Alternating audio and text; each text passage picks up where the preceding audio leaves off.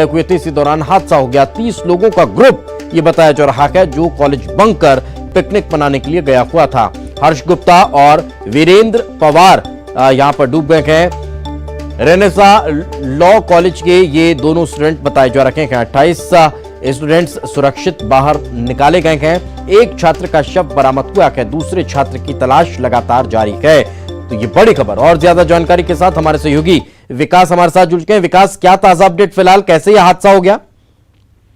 बिल्कुल दीपेश, जिस प्रकार से जानकारी मिली है कि निजी कॉलेज के कुछ छात्र जो कि लॉ स्टूडेंट थे, लगभग 30 स्टूडेंट आज पिकनिक के तौर पर गए थे। हालांकि कॉलेज के मुताबिक उनका कोई ऑफिशियल ये टूर नहीं था।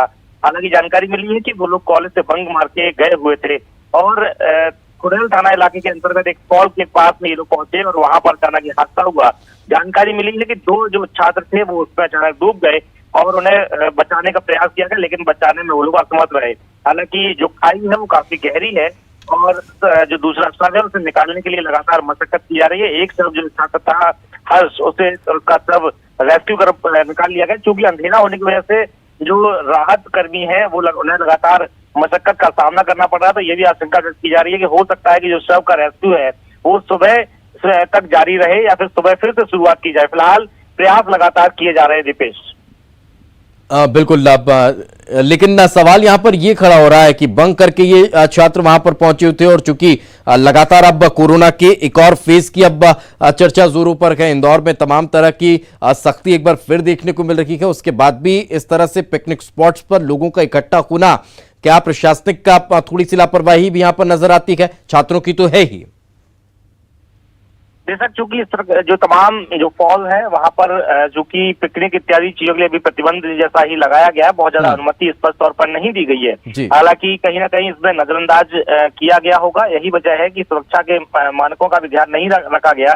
चूंकि आसपास के जो भी इलाके हैं वहां पर जितने भी फॉल है ये साफ हिदायत दी जाती है कि कोई भी वोट के नजदीक नहीं जाएगा। तो कुल मिला के जो छात्र छात्रा थे उन लोगों ने ही नियमों का उल्लंघन किया और कहीं ना कहीं लापरवाही के तौर पे वो लोग वहां पहुंचे थे। हालांकि कॉलेज प्रबंधन की तरफ से ये जरूर कहा जा रहा है कि उन लोगों ने बंक मारकर वो यहाँ से रवाना हुए थे। हालांकि इसमें कितनी सत्यता है ये कुछ समय बाद स्थिति स्पष्ट होगी जब उनके अन्य छात्र छात्राएं जो है इस पर बेहतर खुलकर स्पष्ट कुछ बोलेंगे। चूंकि अभी बहुत शुरुआती ही मसला है। जो राहत कर्मचारी है वो लगातार बचाव के काम कर रहे हैं कि आखिर जल्द से जल्द जो दूसरा छात्र है उसे बाहर निकाल लिया जाए, उसके शव को बाहर निकाल लिया जाए। इसके साथ साथ में ये भी तस्दीक की जा रही है कि जो ग्रुप के और भी साथी थे उसमें से कोई मिसिंग तो नहीं है। तो फिलहाल तमाम पहलुओं पर तस्दीक की जा रही है। जो छात्र हैं उनकी अब तलाश बहुत तेज हो चुकी है। बहुत बहुत शुक्रिया इस तमाम जानकारी के लिए।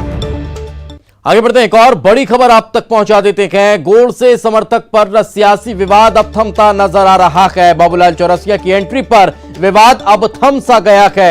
अरुण यादव से कमलनाथ की चर्चा हुई है और चर्चा के बाद अरुण यादव के तेवर अब नरम पड़ते हुए नजर आ रहे हैं। पार्टी सूत्रों का दावा है कि विवाद खत्म हो चुका है। तो ये बड़ी खबर निकलकर सामने आ रही है और ज्यादा जानकारी के साथ हमारे सहयोगी अनुराग हमारे साथ जुड़ चुके हैं। अनुराग, ऐसा क्या हुआ इस मुलाकात में जो विवाद थमता हुआ नजर आ रहा है? क्या बातचीत हुई? कुछ अंदर खाने बात निकलकर सामने आ रहा है?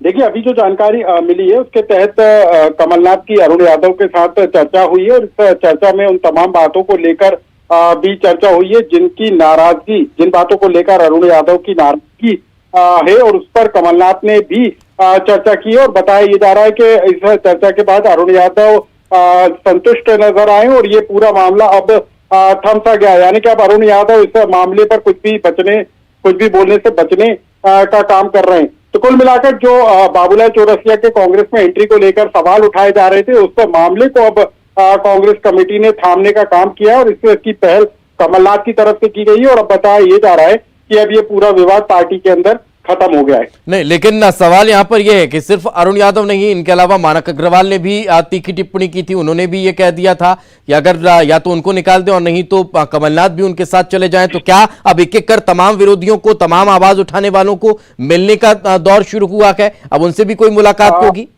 देखिए, मानक अग्रवाल के मामले को लेकर भी पार्टी के अंदर ये विचार आया था कि मानक अग्रवाल के खिलाफ कार्रवाई की जाए, लेकिन इस पूरे मामले के कमलनाथ के तक पहुंचने के बाद जो है कमलनाथ ने इस पूरे मामले के विवाद को यहीं खत्म करने का फैसला किया है और किसी तरह की कोई कार्रवाई किसी कांग्रेस के नेता या कार्यकर्ता पर नहीं होगी। इस बात के संकेत भी पार्टी की तरफ से मिल रहे हैं। पार्टी नहीं चाहती कि नगरीय निकाय चुनाव से पहले पार्टी के अंदर किसी तरीके का विवाद खड़ा हो, और यही तो हर तरह के विवाद को कहीं ना कहीं खत्म करने की तरफ अग्रसर होती हुई पार्टी नजर आ रही है। बहुत बहुत शुक्रिया अनुराग इस तमाम जानकारी के लिए। आगे बढ़ते हैं। खरगोन में एक दिल